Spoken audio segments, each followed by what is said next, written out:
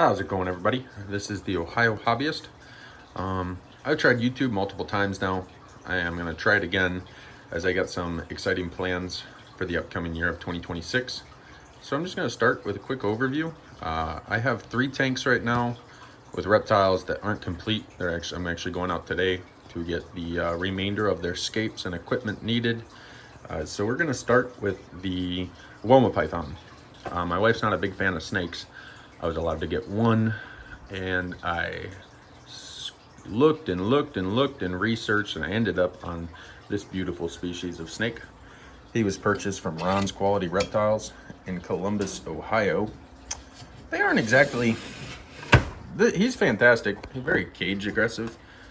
I just use this aquarium scraper to let him know I'm here. Otherwise he'll bite. About 3.5 feet, going on a year old, just under a year, about 11 months old. He was born in January of 2025.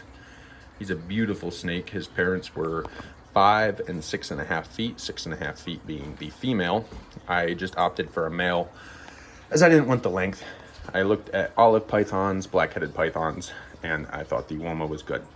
I just got this 5-foot Ecotex tank. It's very nice.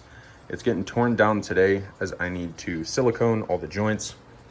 Woma pythons, even though being from Australia, which is a very desert environment, they like higher humidity, especially in their hides. This is because they spend a lot of their times underground in burrows. Subsequently, you're going to get humidity underground, especially in burrows due to the moisture retained in the dirt. Well, this tank can't hold that much water because it's not sealed. So that's getting done today, and I'm switching out the substrate. I tried cedar chips with forest floor. I do not like it. So I'm going to tear this out, get a mix of sand and topsoil, and mix a little bit of this in so it holds. That should offer a great substrate, as well as I'm going to get a larger water dish. That hide's going to have to come out. He's actually damaged himself a bit on it, especially when he was in a smaller enclosure. You can see he just came out of a 40 breeder.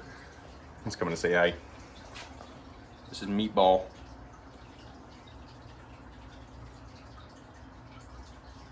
Meatball's a good snake. So yeah, lighting 200-watt power suns and 2 ceramic heat emitters. Maintains a central temp at about 100 degrees. That hide stays about 85. And that hide will drop down to 70 at night, while this hide will stay about 85 24/7. Nothing but good reviews about the Ecotex terrarium. Like I said, once I silicone it and I'm able to maintain a little bit more moisture in the bedding itself, I think it'll be fantastic. I'm gonna get, they make these sticky things that you can put on. They're used in electrical cabinets for especially machinery to hold wiring to clean this junk up. I had installed all these outlets previously. There's one set over there. So that's what's going on here. Meatball is pretty cool though. I quite enjoy Meatball. He might bite me. Let's not bite. We're not gonna bite today. He thinks it's feeding time, but he's recently switched to medium rats, and he's only eating once every 2 weeks, and it's only been a week. So Meatball is getting a little cranky these days, but I'm not big on power feeding, and Meatball doesn't need to be eating once a week anymore. So besides that, my Woma python, we'll move on to our next. This tank's getting a whole upgrade today. This is a leopard gecko. It's actually my wife's. Okay, Meatball. Can we go back in our cage?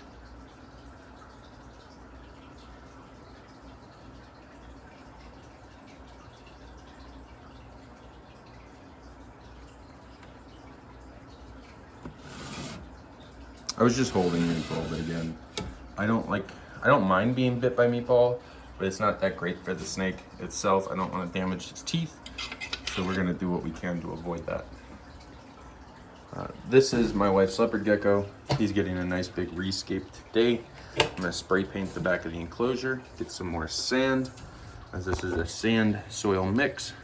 I'd like a little bit more sand and a little bit more soil, and I'm switching out all these fake stuff for real. I'm gonna get some nice flat rocks to imitate a mountain over here, a mountainside, with some nice driftwood to accent it. Come on, buddy. He is roughly 5 years old. I believe it's a he. I don't handle him that much. My son loves him. My son's a year and 4 months. We got him. He was, I'm not kidding you, he was almost just older than a hatchling, missing his tail, and his body was the size of a number 2 pencil. This is just a 75 watt power sun. I offer UVB to all my reptiles, no matter what they say. He gets Dubai roaches and crickets, dusted with multivitamins, calcium D3, and all that on a schedule. I have 1 live plant. I'm trying to transfer all my stuff to more bioactive terrariums, as I think bioactive is very visually pleasing, especially for animals that don't actively come out and about. Meatball's out and about, like I said, thinks he's getting food. So my next video will show the new upgrades to these enclosures, which I'm pretty excited about. And then over here, we have my turtles. This is a Peninsula Cooter, bred by Mark Cantos, the turtle source. And then I have a Florida red belly cooter, you can see down there.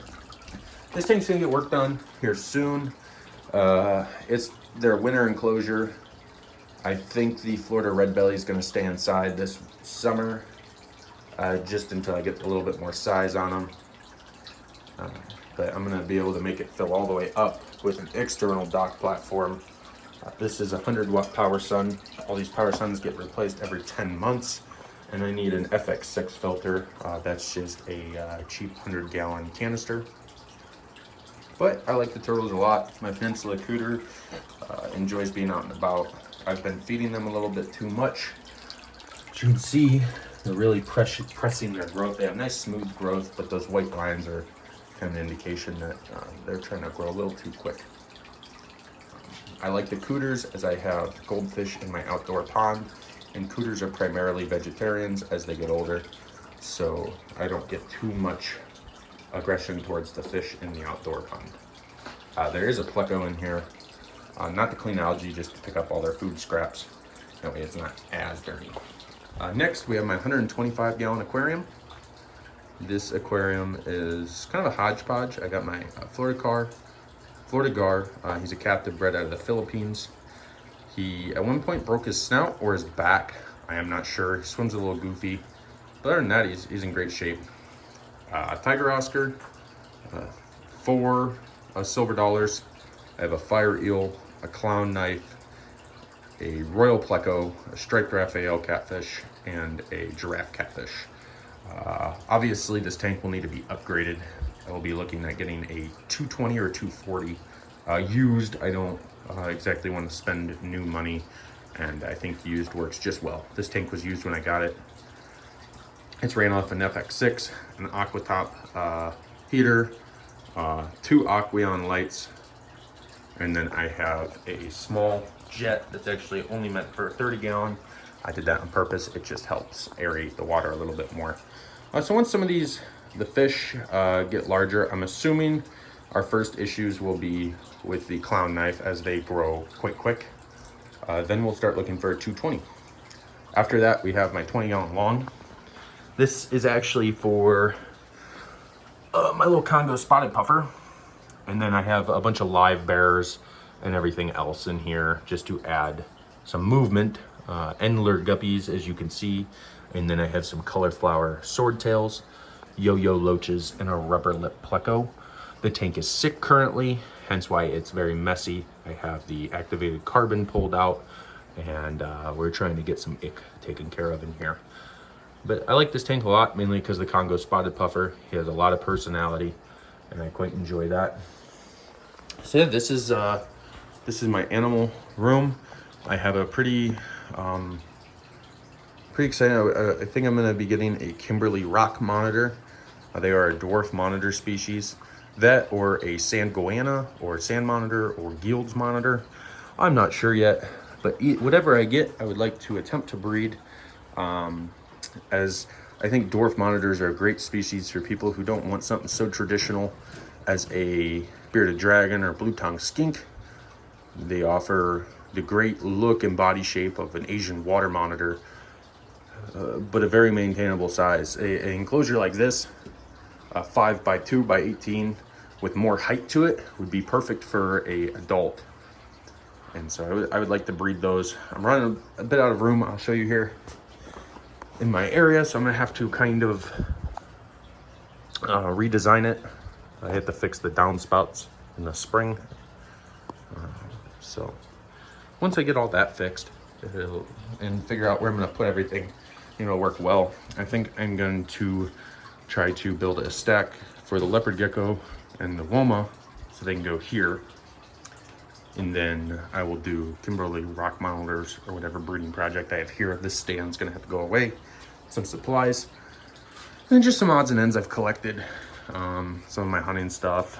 Those are just air rifles, my old snowboard, and some other odds and ends. I need to fix the lighting in here. I have 2 dedicated 20 amp circuits supplying all the power to here. So this is one circuit here, and then each outlet box, each 4 square box is GFI protected. I just did all this myself. It was pretty easy. I ran my home runs to here, and then I split from here over. I don't have a 1/2 inch EMT bender, so I just went with PVC. I don't like the look of it as much, but it worked. It saved me about 50 bucks to buy the Klein bender, and I didn't want all the fittings and stuff to do the preset offsets or the offset nipples. So this is my little animal room. I hope you guys follow along. If I get any traction, I will start doing like some video editing and put myself in videos. I just wanted to give this a shot coming into the new year. I work a full-time job, so I will try to do a video a week.